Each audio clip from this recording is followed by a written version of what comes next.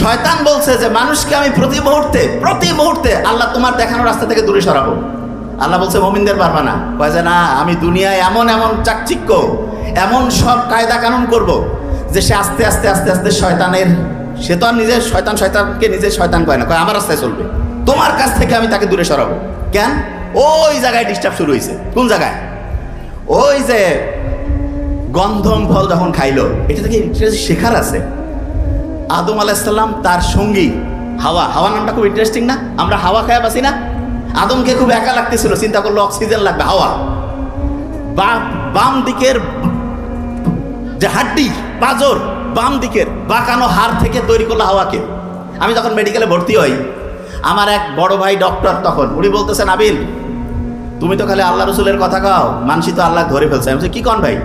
কয় দেখছো না বিজ্ঞানীরা এখন কৃত্রিম পরীক্ষাগারে মানুষ তৈরি করে ফেলতেছে। আমি বললাম হ্যাঁ, এটা তো করতেছে। বলছে তোমার আল্লাহ গাছ ধরতে কত দূর?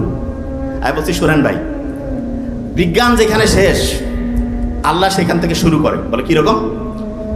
বিজ্ঞানীরা এখন দেখছে আমার চেহারা, ধরা যাক আমার এখান থেকে একটা কোষ নিয়ে পরীক্ষাগারে গেল, যাওয়ার পরে বিভিন্ন সময় বিভিন্ন খাবার দাবার দিয়া ওকে ঠিক আমার মতো একটা লোক বানাইতে পারবে। তার মানে আমি যে স্টাইলের লোক, আমার যে জিনের মধ্যে যে বৈশিষ্ট্য, আমি পুরুষ, ওর বৈশিষ্ট্য সেম হবে। কিন্তু আল্লাহ যে ক্লোনিং করছে সেটাও শরীরের একটা অংশ থেকে, কিন্তু আল্লাহর ক্লোনিং খুব মারাত্মক। কিরকম? হাড্ডি নিল আদম আলাইহিস সালামের শরীর থেকে, বানাইলো যাকে, সে কি নারী না পুরুষ? পুরুষের শরীর থেকে কোষ নিল, বানাইলো কি পুরুষ না নারী? বিজ্ঞান এখানে চিন্তাই করতে পারে না যে এটা কিভাবে সম্ভব। আল্লাহ বলতেছে যে তোমাকে সামান্যতম জ্ঞানের অধিকারী করে বানিয়েছি। তার মানে তুমি এতটা সামান্য না, আসলে সুপারলেটিভ ডিগ্রি আছে, সামান্যতম। আল্লাহ সামান্য বলেন নাই, একেবারেই নগণ্য।